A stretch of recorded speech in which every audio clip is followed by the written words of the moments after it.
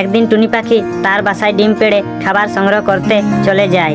আর সেই ডিমের উপর নজর পড়ে এক ডাইনির। সে বলে, আজ রাত্রিবেলা আমি ওই ডিমটা গিয়ে খেয়ে আসবো। আর পরি এই কথাটা একটা গাছে বসে শুনে নেয়। এরপর রাত হওয়ার আগেই পরি সেই ডিমটা সরিয়ে সেখানে একটা নকল ডিম রেখে দেয়। এরপর রাত হতেই সেখানে ওই ডাইনিটা আসে আর নকল ডিমটা গপ করে পেটের ভিতর ঢুকিয়ে নিয়ে চলে যায়।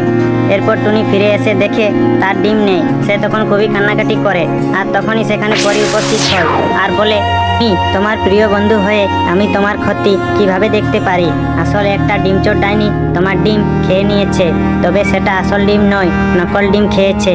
কারণ নকল ডিমটা রেখে আমি তোমার আসল ডিমটা লুকিয়ে রেখেছিলাম। এই নাও তোমার আসল ডিম। আর এই ডিমটা দেখে টুনি খুবই খুশি হয় আর বলে, তোমার মতন বন্ধু যেন সবার থাকে। কমেন্টে যেন সবাই তার প্রিয় বন্ধুর নাম লিখে যায়।